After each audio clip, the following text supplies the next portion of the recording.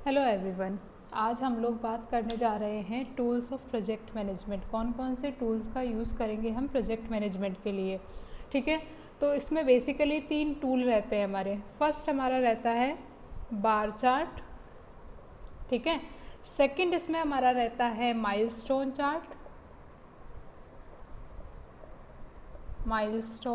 Chart, and third रहता है network analysis. ठीक है, तो आज हम पहले टूल को डिस्कस करने जा रहे हैं, बार चार्ट को। ठीक है, अब बार चार्ट को गैंट चार्ट भी बोलते हैं। ठीक है, क्या बोलते हैं? Gantt chart.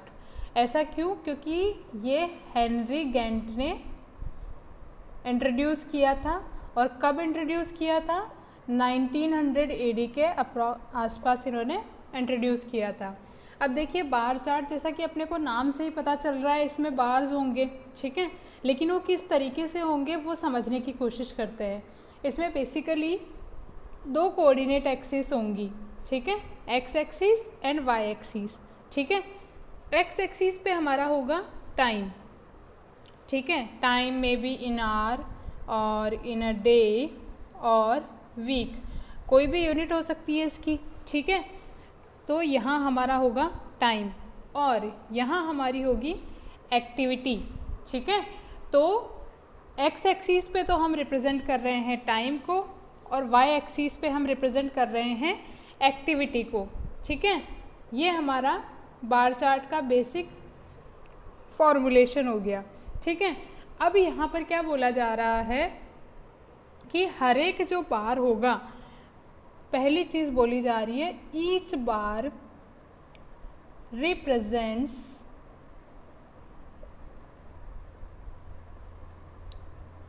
A specific task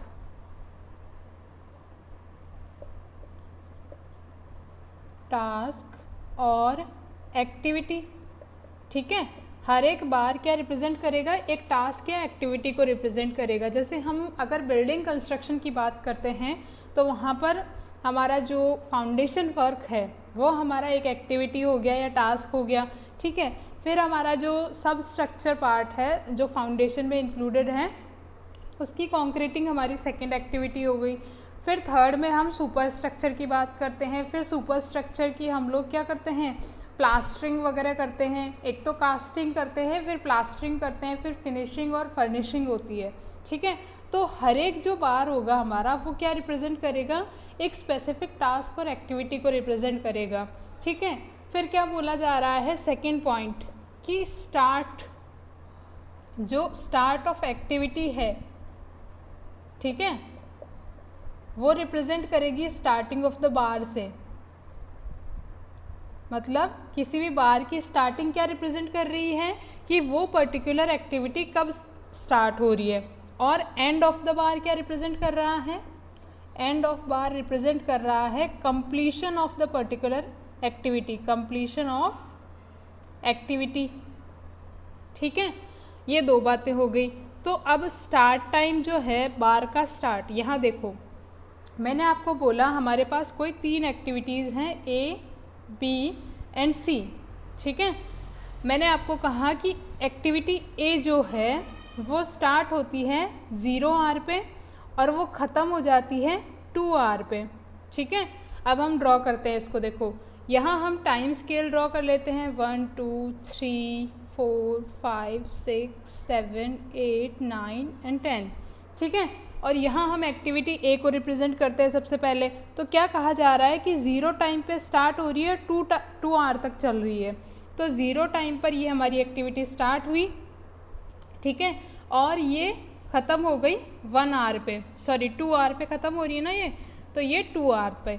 तो ये हमारा जो बार है यहाँ पर, ये एक्टिविटी ए को रिप्रेजेंट कर रहा है। तो यहाँ से आप देख सकते हो कि जो डिफरेंस है कि कब एक्टिविटी फिनिश हो रही है 2 आवर पे और कब वो स्टार्ट हो रही है, वो क्या रिप्रेजेंट कर रहा है? Difference between start and finish. ठीक है, ये क्या रिप्रेजेंट कर रहा है? कितना टाइम लगा उस एक्टिविटी को कंप्लीट करने में, मतलब कितना ड्यूरेशन उस एक्टिविटी के लिए हमें चाहिए था। ठीक है, जैसे हमने बोला ए एक्टिविटी 0 आवर पे स्टार्ट हो रही है, 2 आवर पे फिनिश हो रही है, तो इस एक्टिविटी को कंप्लीट करने में हमें कितना टाइम लगा, हमें इस एक्टिविटी को कंप्लीट करने में 2 आवर का टाइम लगा। ठीक है, अब मैंने अगर आपको बोला कि हमारी जो एक्टिविटी बी है वो 1 आवर पे स्टार्ट होती है और 3 आवर पे फिनिश हो जाती है, तो देखिए 1 आवर पे स्टार्ट हो रही है तो यहाँ से कहीं से वो स्टार्ट हो रही होगी। ठीक है, और कहाँ फिनिश हो रही है, 3rd आवर पे, तो 3rd आवर पे वो फिनिश हो गई। ठीक है, तो ये हमारी क्या हो गई, एक्टिविटी बी। और एक्टिविटी बी को कंप्लीट करने में हमें कितना टाइम लग रहा है, 3 - 1 दैट इज़ 2 आवर। ठीक है, सिमिलरली हम बात करते हैं सी एक्टिविटी के लिए, और हमने कहा कि ये 3 आवर पे स्टार्ट होती है और 4 आवर पे स्टार्ट होती है और ये फिनिश हो जाती है 7 आवर पे। ठीक है, तो 3 आवर पे हम इसको स्टार्ट करते हैं और 7 आवर पे हम इसको फिनिश कर देते हैं सी एक्टिविटी को। ठीक है, इस तरीके से कितने भी नंबर ऑफ एक्टिविटीज़ हो सकती हैं। ठीक है, तो एक्टिविटी सी की ड्यूरेशन कितनी हो जाएगी, 7 - 3 that is 4 our.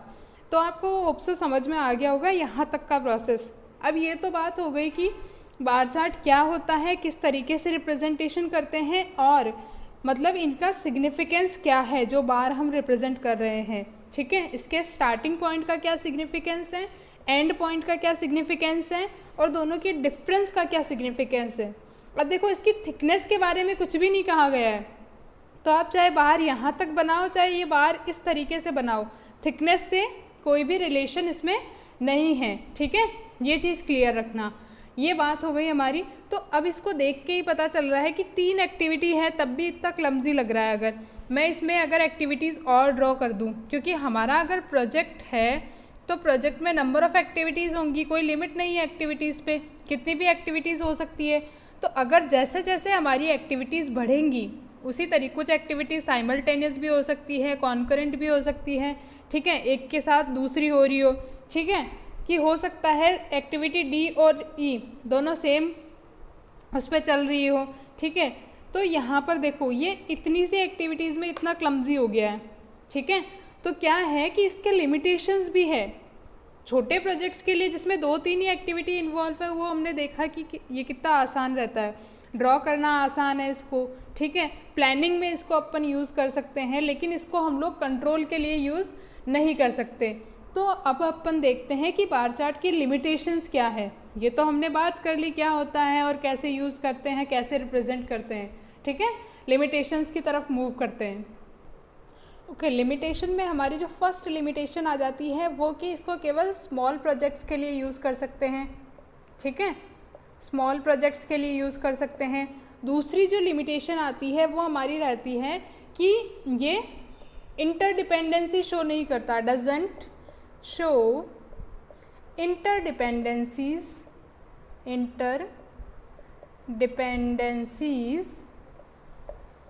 Between activities.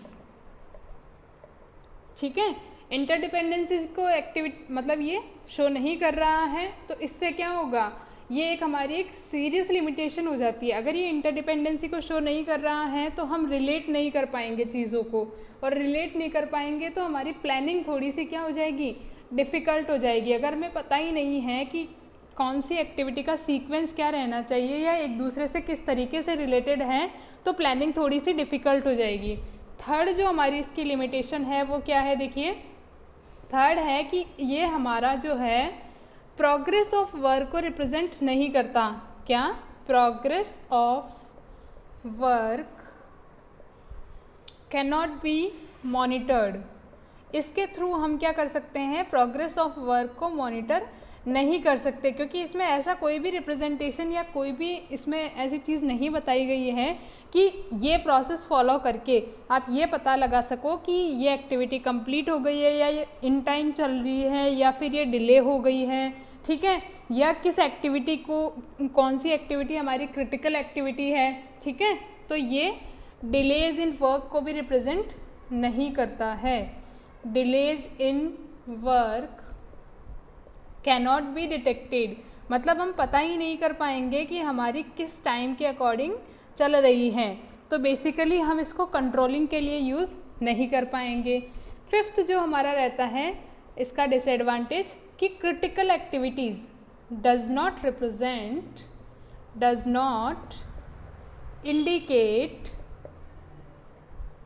Critical activities, क्योंकि अगर हमें पता चल जाए कि कौन सी एक्टिविटीज़ क्रिटिकल एक्टिविटीज़ है। देखिए क्रिटिकल एक्टिविटीज़ हम पढ़ेंगे नेटवर्क एनालिसिस में। ये कौन सी एक्टिविटीज़ होती हैं, मतलब इनको हम डिटेल में पढ़ेंगे नेटवर्क एनालिसिस में। ये कौन सी एक्टिविटीज़ होती हैं, ये वो एक्टिविटीज़ होती हैं जिनको हम डिले नहीं कर सकते किसी भी केस में, ठीक है। इनका ऑन टाइम होना बहुत इंपॉर्टेंट है, क्योंकि अगर इन एक्टिविटीज़ को हमने डिले किया तो हमारा पूरा प्रोजेक्ट डिले हो जाता है, ठीक है। इनको ज़ीरो स्लैक या ज़ीरो फ्लोट एक्टिविटीज़ भी बोलते हैं। ये स्लैक और फ्लोट क्या है वो हम आगे देखेंगे जब हम नेटवर्क एनालिसिस पढ़ेंगे, ठीक है।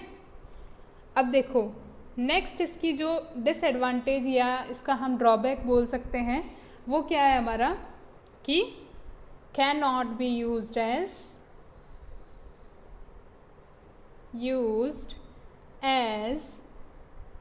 कंट्रोलिंग